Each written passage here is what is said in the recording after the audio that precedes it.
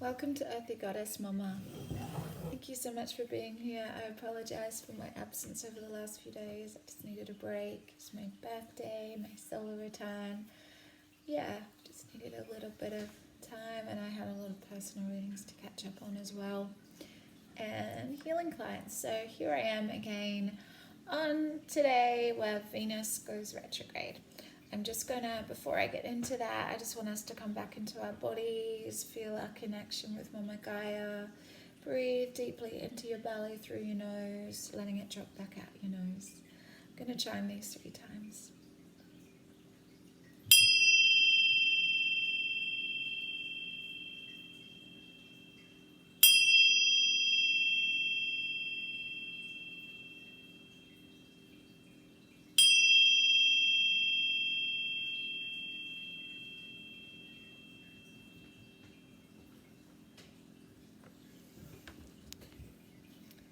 So, the 14th of May, 2020. I have the Osha Zen here today. Venus went retrograde yesterday, the 13th of May. This can be quite an intense time relationship-wise.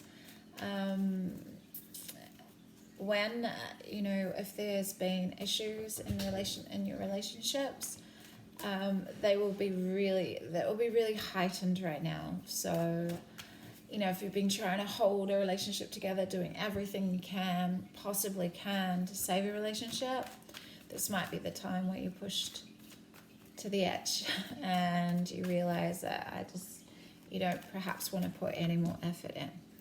But it's also, I wrote a few notes here, it can be because there's distance at the moment with isolation.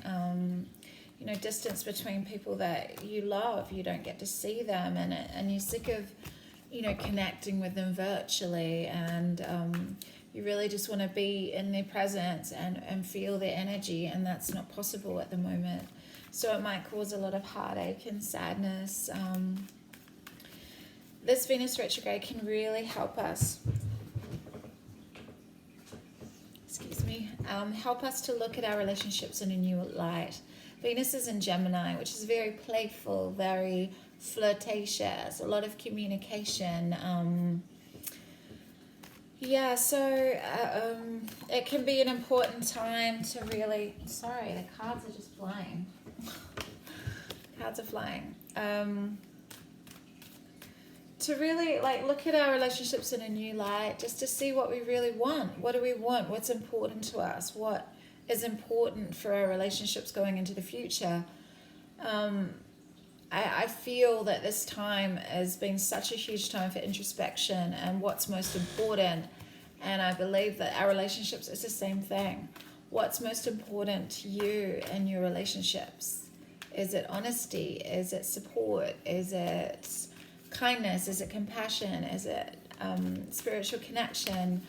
I feel like it's really important during this Mercury retrograde to get very clear about what you want from your relationships, but then seek to become that for yourself. So then you're radiating that out, and that is what comes back to you. We attract what we are, apparently. A lot of people don't believe this, but from my own personal experience, it's been true for me. What else did I write here? Yeah, okay. So it's a very, Gemini is a lot of talking. So it's a very vocal time where we tell those that we are intimately connected with, or people that, in our family, what we are thinking and feeling on what we've been holding in for a while. It might be a time for it to come out. And today especially we have the Sun trine Pluto, so it's a time of deep healing and transformation, regeneration. So this is Pluto's retrograde as well till October. This is the collective dark night of the soul. So during this, sorry, I'm trying to meet my puppy. Come here, puppy. She's being very cheeky. It's the middle of the night and she's woken up. Hello, baby. So it's very important. Get down, puppy. to understand that there are going to be relationship challenges during this time, this Venus retrograde. It goes till June the 25th. Yeah, so it's a time of deep healing. Like, it can be a tendency to be blunt, so need to be very careful with your relationship. Sorry about that. Puppy digging out my plants. Okay, so there, Gemini's the mind, so you can really overthink things, so be careful about that with regard to relationships. But it can also be a time where you can come up with solutions within your relationships. Venus is ruled by Taurus and the sun is in Taurus, so it's about to really focus on what needs to be done in order to live the life you really love, the one that you've always dreamed of, and to understand your unlimited potential and your limitless nature. Sorry. Okay, let's see what the Oshazan wants to tell us also. Okay, morality. That is the Queen of Swords. But we have fire and passion here with the Ace of Fire, the Ace of Wands. So I'm hearing that passion can burn through this. This is not a lot of free flow here. This is like stuck in your ways. This is like, oh, no, I couldn't do that. And it's like what I'm actually hearing now is, all of these new restrictions and rules that we have. This is that following it to the book, like wearing a face mask, always disinfecting. And I'm not putting this down on anyone, but I'm just using this as an example. Whatever you choose to do, it's totally fine. It's up to you. But what I'm saying is this is following. This is a following energy. This is like, I've got to do what's right. I've got to follow, what I'm told to do, what the government's telling me to do. I will do this and I'll do that. And it's I will tell on all those that don't do it because I'm very righteous and I need to do what's right for everyone. Not thinking for yourself, though. Not really. I mean, the Queen of Swords does. She's very articulate, very mind-oriented, very science-based. This is science. I need the peer-reviewed studies so I can tell you if that is true or false.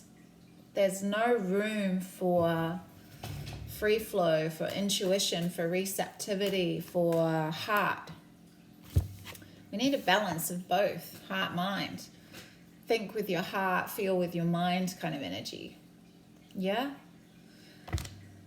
That's temperance, integration of, really burning through. Why so much? What are these morals about? I'm hearing conditioning. I'm hearing such strong conditioning here. Who told you what was right or wrong? Have you ever really thought for yourself and tuned in with your heart? If we allow our consciousness to open and expand and feel into our divinity, do we actually need laws? A lot of tribes around the world don't have laws because innately, if we are connected to our essence, our spirit, our soul, whatever you want to call it, our infinite potential, our divinity, we know what's right or wrong. We burn through anything that's keeping us in that rigid, stuck, like right, wrong. There's always gray.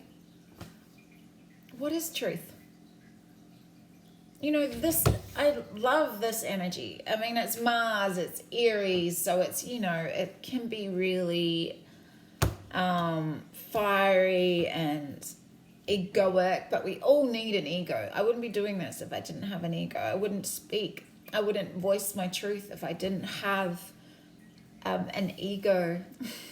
Yeah, because I would think, oh no, my voice, I shouldn't speak. My voice, no one needs to hear what I need to say. I'm just small little me. It's super important right now that we're all speaking our little piece of the truth. And we just need to let go of how it's received. We just need to let go of how anything's received. But we need to also be able to break free of what binds us, what chains us. And I'm hearing this is what is, the conditioning. Yeah? When someone really knows themselves, when they've burned through and become a hollow bone for spirit, for that universal consciousness, for all sorts of inspiration and insight to flow through. When you know yourself, nothing can touch you. When you've done the healing, when you've integrated all your shadows, when you've brought them to life, brought them to light, life, whatever, it doesn't matter what anyone says about you, because you've already understood, you've already met that in yourself. You've already come to a place where you know yourself so deeply. So it doesn't really matter what other people say to you. Yeah, you'll take it on board. I mean, you don't block it out, but at the same time, you know who you are. And when a person knows who they are, they're super powerful because they can't be chained. They understand their creative potential. They understand their divinity. They're the emperor. Rule over an empire, your own empire. Yeah? Very balanced energy here. Lots of fire, like we have Sagittarius, Aries, and fire, and then the Queen of Ear.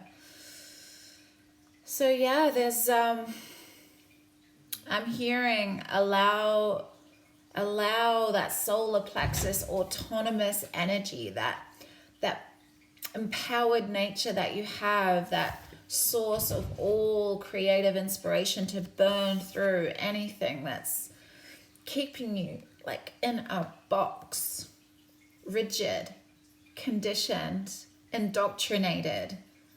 Where do these beliefs come from anyway? Where do these morals come from? Ask yourself that. Where do they come from? Are they from here? Are they from your heart? Anyway, have an amazing Thursday. I'll see you tomorrow.